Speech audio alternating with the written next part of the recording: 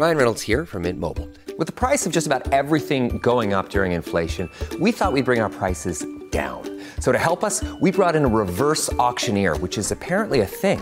Mint Mobile Unlimited Premium Wireless. How to get 30, 30, bit to get 30, bit to get 20, 20, 20, bit to get 20, 20, bit to get 15, 15, 15, 15, just $15 a month? Sold! Give it a try at mintmobile.com/switch. $45 up front for 3 months plus taxes and fees. Promo rate for new customers for limited time. Unlimited more than 40 gigabytes per month. Slows full terms at mintmobile.com. You could be the key to helping change lives. Join a clinical trial with Nucleus Network in Minneapolis and be a part of groundbreaking research. Nucleus Network has been conducting clinical research studies for over 15 years. Right now, Nucleus Network is looking for people with moderate to severe kidney impairment to participate in their upcoming clinical studies. If eligible, your participation could help advance research of investigational medications that are being developed to treat a variety of medical conditions. Nucleus Network is offering compensation ranging from $2,000 to $7,000 for study participation time. If you or someone you know has kidney disease, check your eligibility for Nucleus Network's upcoming studies now at nucleusnetwork.com. Your participation matters. Learn more about Nucleus at nucleusnetwork.com. Again, nucleusnetwork.com.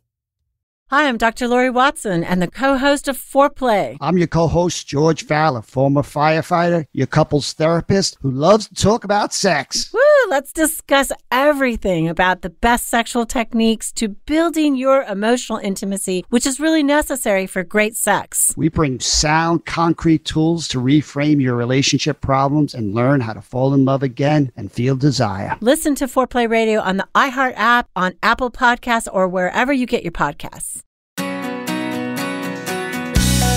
Hey everybody, thanks for listening to Marriage Therapy Radio. This is Zach Brittle. I'm here with Laura Heck. This is one of my favorite conversations that I've had in a while. It's almost like two old friends talking over sushi, just kind of batting some ideas around. There are going to be times when it sounds kind of generalized, maybe even gendered, and that's just kind of the way it goes sometimes. But you can appreciate that there are some general things to take away and maybe also something that's specific just for you. Take what you want, leave the rest. It's a cool conversation. Stick around. Now you're like back. You're like back in your space, and you're not all over the place anymore. I'm getting ready to go to Ocean Shores in like 2 days. Why? Because it's Ocean Shores. It's the ocean. Right. Okay. Are there people there? Yeah, there's people there. Oh, man. Yeah.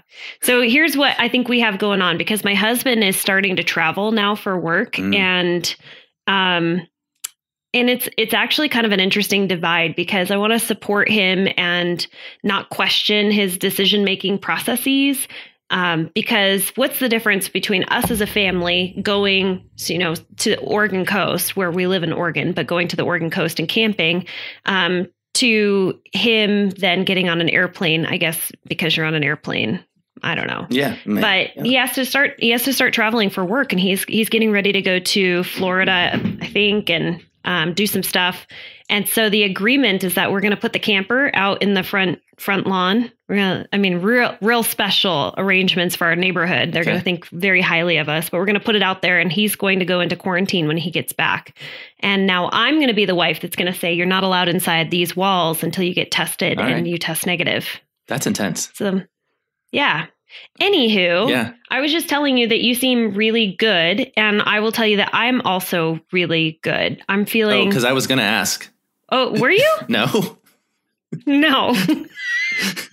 Well, I'm glad I can freely share with you how I'm feeling. Yeah, I'm doing good. But let's talk about you. That sounds like what we should do. Zach, what are you saying? Do you say that I talk about myself? No. But I am feeling pretty good. Thank you. I'm feeling healthier. What do you attribute to you feeling better? Well, I've been taking better care of my body, which feels really good. I've lost a chunk of weight. I'm actually at my pre-COVID weight. This is my new favorite thing. It kind of pisses me off that you lose weight so easily. Here's my thing. This is what size I am right now. I am large t-shirts are a little too tight, but extra large t-shirts are a little too big. That's your thing. I'm going to keep going though. Keep going. Okay. Go for it. I'm going to keep losing weight. That's what I'm saying. Oh, yeah. All right. Because it just feels good, right? I mean, the byproduct, it's not actually the thing I'm chasing. Like, because I'm taking better care of my body, I'm moving more, I'm eating better, I feel better. And one of the results is my t-shirts fit better. So that's kind of fun. And then also, I'm really like making progress in my therapy. It's like really, there's some really cool stuff that's coming up for me that I'm like actually putting into practice versus like just discovering. And so that feels fun too. Yeah. Anyway, so how are you doing? Say that you took thank you for asking. Thank you. Yeah. I appreciate you asking. Yeah. You know, it's funny. I don't know if I had mentioned this, but my husband said he has PTSD whenever I have him zip up my Banana Republic dresses because it's a whole ordeal. It's one of those things that as a woman, you have to exhale so that your rib cage gets smaller, so that your zipper goes up. And I'll just tell you that my husband and I have decided that as a couple, our relationship is better if he just doesn't zip my dresses up anymore. Okay. COVID has been tough. There's been no reasons to wear a dress. And then I pulled a dress out of the closet. And then I quickly realized that I also need to be taking good care of my body. Yeah. Can I tell you my trick, by the way? Sure. Is I go to Costco and I buy those giant salads that are like $15. They're meant to feed an army of people. Okay. And I just buy one of those giant salads, the spinach ones, and I eat off of it. And I just try and make that my basically like my breakfast, lunch, and dinner. Cool. And I have found that to be really helpful. There's no guessing. I go through one of those huge salads like once every 2 days. And that's my trick. Right on. I had told you that I really wanted to talk about something specific because the last time you and I met was last week. And that's why we had your recording with Nicole. Sure. Yeah. About the Enneagram.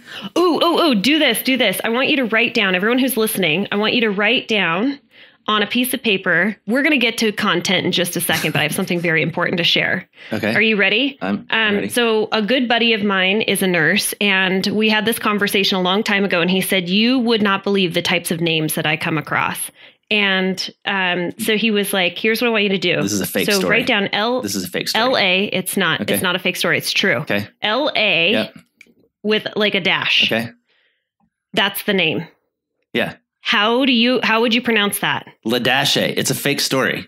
Stop it. You know it? Yeah. You know it? It is not a real thing. No. I 100% believed him. Ladasha. Yeah. It's L-A-A and it's Ladasha. Yeah. Yeah. Why do you know this is a fake story? Because it's made up. It's like Lamangelo and Orangelo or something. It's not real. It's an urban legend. All right, Which whatever. means your nurse, I really enjoyed it. Yeah. My nurse friend is a liar. Yeah. It means he has a good sense of humor. Yeah. But you just ruined this for everybody. I had a moment where people were like on the hook. No, all right. People don't do what we tell them to do. Yeah, probably not. You're 100%. For those of you who wrote Ladasha, they're going to be like, but there's just me over here with a pen and paper. Okay. We were recording Vanity Fair last week on a Thursday, which is when we normally record. Yes. And you had said something that kind of blew my mind. And I wanted you to talk about it on the podcast. You don't say. You are in a good mood. I am. All right. So do you want to bring it up or you want me to bring it up? You can bring it up. I teed it up that you... Okay. I've been thinking about it actually quite a bit, but I don't remember the context of how it came up. It was because we were talking about the movie Her. Oh, if you guys haven't seen the movie Her, it's amazing. It's with Joaquin Phoenix, and he falls in love with an operating system, and the voice is so sultry and lovely. Yes, it is Scarlett Johansson. Yeah, Scarlett Johansson, who has some pipes on her. Yeah. I mean, I would let her sing me to sleep. Yeah. Okay, so you basically brought up a dichotomy of differences between the genders, which I don't think I've ever thought about. And in general, I think that we are more similar than we are dissimilar. But you said, I think that men in general have this overarching theme or feeling that they are not enough, and that women have a feeling that they are too much.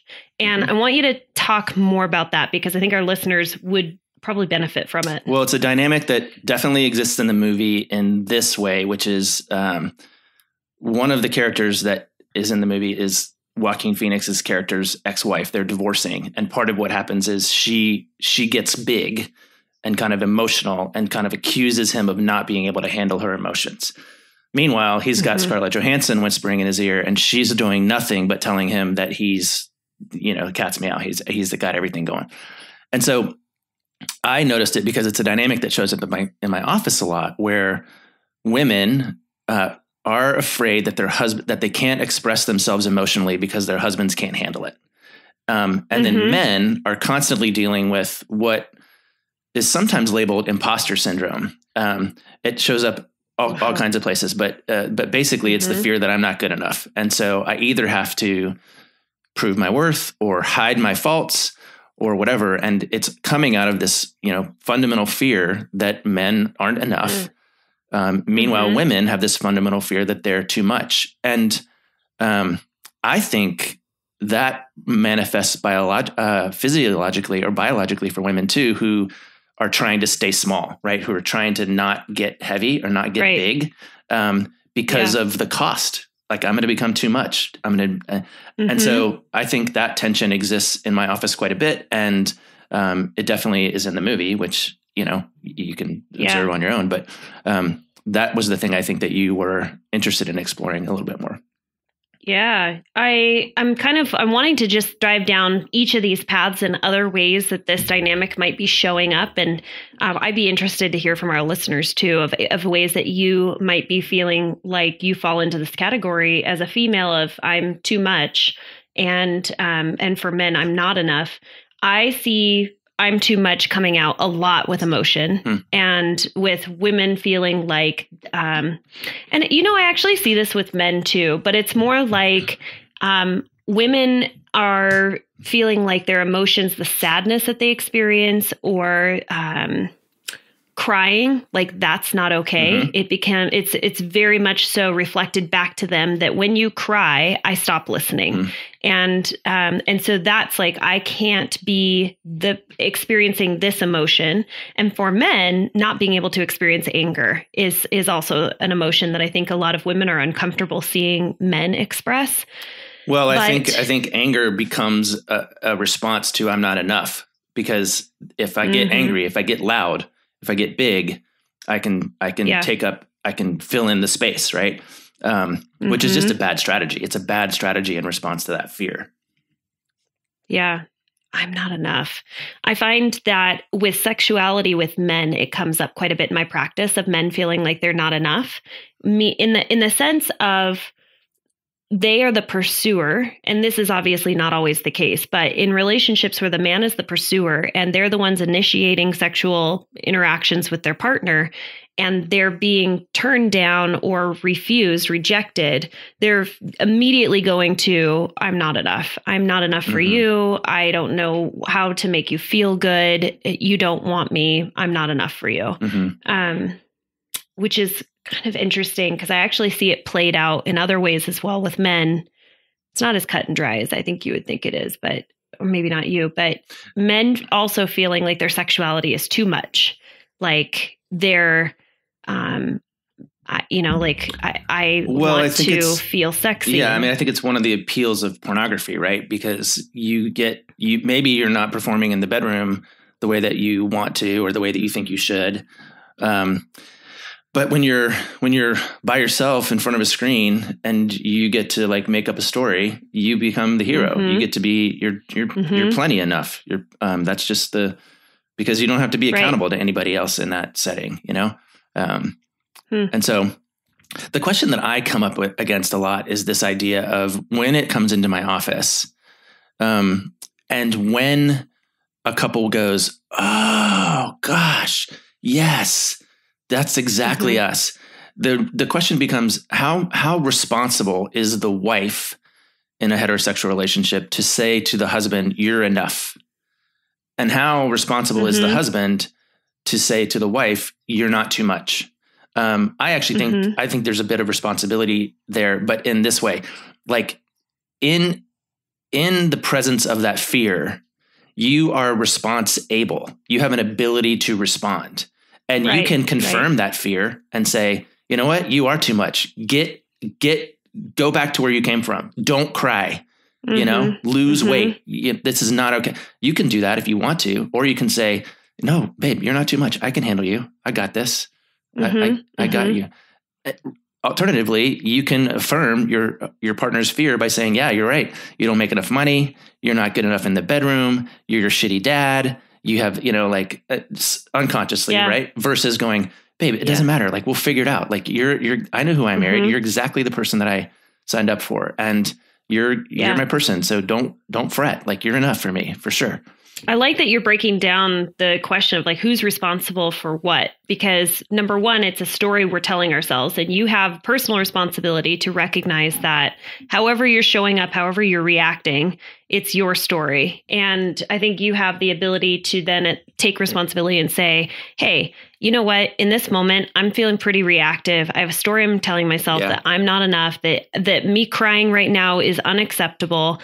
And I think by talking about that, that's probably step one of making the story known, talking about the moments where you're experiencing this. I'm feeling reactive. I have a story I'm telling myself. I'm feeling like this crying that I'm having right now is too much for you. And then that's where you said, then the other partner has responsibility, the ability to say, no, I recognize you've had a really hard day. You feel unheard. I am here for you, and I can stand for your crying. I'm here. Like I talk a lot about creating a safe space and how it is so important for the other partner to reflect back that whatever you show up with is okay. I'm fine with you getting big. I'm fine with you getting small. I'm fine with you being upset. I'm fine with you being hurt. I'm fine with you being in pain.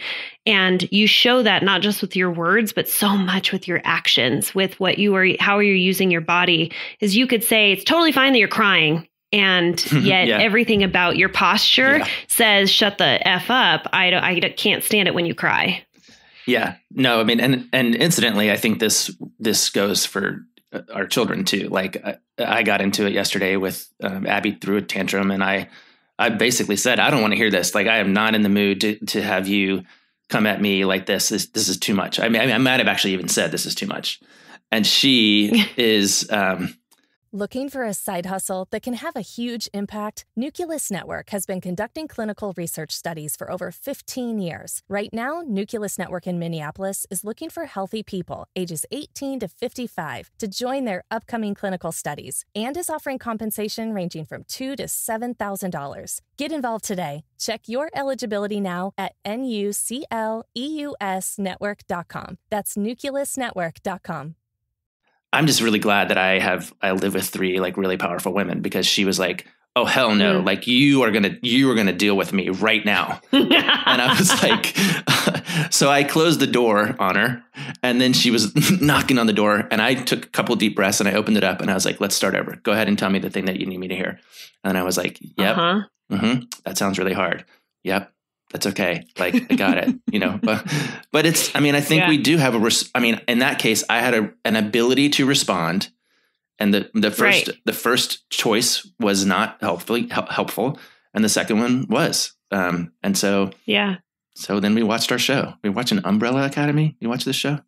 I saw like the first couple. It was weird.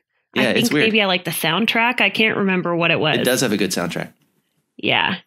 And I think, this is why, I think it's also why men tend to like feel really, really connected to their careers, because if I can succeed in my career, I can prove myself. I can make it. I can show the world. I can show my peers. I can show my parents. I can show my partner that I'm somebody. Right. And so that's why we get like hyper focused on our jobs and stuff. So we talk about this in the Epic Wives experiment quite a bit, of this idea that when partners disengage from the relationship, let's just say a male partner, if a male partner is disengaging from the relationship, the feedback that they've been getting is, you're not enough for me. You're not meeting my needs. You're not validating me. You are not showing up in the way that I need you to show up. You're not enough of a partner. All you do is work, whatever it might be. I think the natural tendency is to lean out and lean into places where you are enough. Well, and then he's going to say, what do you mean? Like, I bring home a paycheck. I support all this stuff. Like what do you mean I'm not enough? That's ridiculous. But it's not it's not the thing, right? His strategy for proving that he's enough isn't working for her. And so that's where I think it has to be like this negotiation piece. But I think it can be tough when you point out, you're not enough, you're not doing enough. And they're already, I think the tendency then is to disengage even further because it's just reinforcement of you're not enough. And so if I was in those shoes, I would say, all right, well, I'm going to go do something that I am enough in. And I'm going to go and I'm going to pour myself into work, because when I pour myself into work, the reinforcement that I get is that you are powerful and you're strong and you're committed and all of these things. I think it's really tough to want change when it's just reinforcing the script that hurts us so bad. Yeah. And yeah. Well, and then the other piece of it too is like, again, I think women in particular, when they do show up like in their most like powerful, funny, beautiful, energized self, and the husband can't handle that. And he punishes her for that. It's really pathetic, right? It's really tragic and sad. And that's where she ends up leaning out, because she's got to find, somebody who can handle her. It might be her kids. It might be her book club. It might be her affair. Who knows? That's the thing that I see a lot too, is I'm starting to check out because he can't handle me, not in my purest form. Yeah. I have, what's really tough is that there's somebody in my life who said, basically, I love the way she put it, but she said, I know the amount of sparkle that I can sparkle in this world. And I know that when I am at dinner parties, there's only a certain amount of sparkle that I can show up with. And I know that when I am in my religious community, there's only so much sparkle that I can show up with. But there are the people that are closest to me where I can sparkle and shine and I'm accepted, and that feels good and right. But there's such a hyper awareness of the amount of sparkle that other people can handle. And I love that she called it sparkle. Yeah. Because I just imagined, just a powerful, strong woman showing up, walking into a room with all her bedazzle and all her shine, and immediately recognizing, I overdressed for this occasion. Let me just go ahead and dim my sparkle a bit because you can't handle this. Yeah. Anyway, there's something else okay. Well, we'll talk about a future episode, but there's something else that I was wanting to sort of, because we touched a little bit on it, is how do you show up for your partner? What is your responsibility? If you recognize that your partner is telling themselves the story, I'm not enough, how do you show up for your partner? And I would say step one is you need to show up for yourself first and recognize that this is a story that you're telling yourself, and be able to share that with your partner, that if you're getting triggered, if there's a moment where you are reactive and your partner's going, where the hell is this coming from? Being able to share with them like, hey, I just want to tell you that this is my story. This is what's showing up for me. I'm telling myself I'm not enough. Now your partner has that awareness. Then they have some responsibility of how they can show up to either confirm or disfirm. Disfirm is not a word, but I am going to make it today. A word. Yeah. That story. But the other thing I wanted to talk about in a future episode is, how do you show up for your partner if your partner is anxious? What is your responsibility? Why would anybody have a reason to be anxious right now? Like, I don't know. Everything's going great. It's such an irrational emotion right now in the world, anxiety. My new thing right now is when people are like, hey man, how are you doing? I'm like, so good. I mean, things are going so great for me. I want to tell you about all the positive things that are happening right now. And it's just like you get this blank stare or this like stunned silence. Like, is he being serious right now? Like, is that really? I'm just faking it till I make it. I mean, how do you? Are you like so good? I'm between a large and an extra large, and life is freaking great. It's going great. Hey, I got a question for you. Hey, okay. Okay. What kind of music do mummies listen to? Hold on, let me think about this for a second. Rock and roll. No? Close? Rap music. Well, on that note, I hope y'all enjoyed this episode and got something intelligent out of it. Okay. Rock and roll. I gotta go. All right. No, it wasn't rock and roll. It was rap. Rap music. Mummies listen to rap music. Hey, by the way, that's the last episode that's a great joke. The last episode with Nee, like really funny. Like a really, funny. really funny joke. Stop it. I'm going to laugh about it. I'm going to laugh about it for like a week. Are you intentionally cutting me off just so that our listeners will say, Zach, you are always... I won't do it.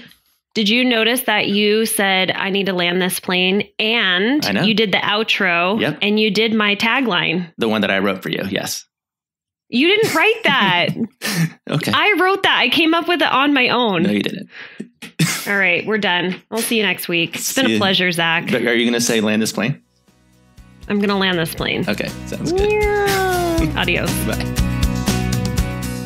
Thanks so much for listening to this episode of Marriage Therapy Radio. And, Zach mentioned it, that he's feeling really good these days. And one of the things that he's been doing is he's been seeing his therapist on a regular basis, which has just kind of helped him out. And for those of you who are looking for either individual help or help with your relationship, I recommend checking out BetterHelp.com. If you go to BetterHelp, it's BetterHelp.com/MTR.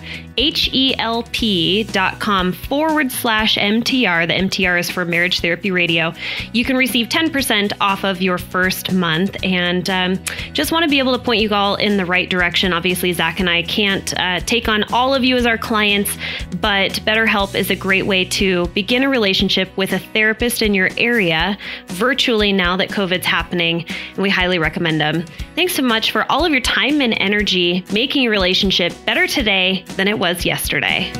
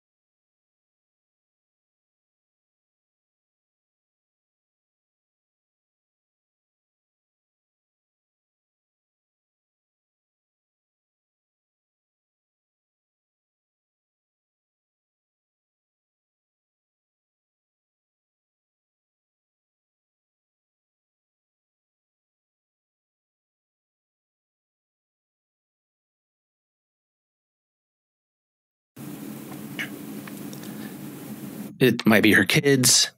It might be her book club. It might be her affair. Who knows? Looking for a side hustle that can have a huge impact? Nucleus Network has been conducting clinical research studies for over 15 years. Right now, Nucleus Network in Minneapolis is looking for healthy people ages 18 to 55 to join their upcoming clinical studies and is offering compensation ranging from $2,000 to $7,000. Get involved today. Check your eligibility now at nucleusnetwork.com. That's nucleusnetwork.com.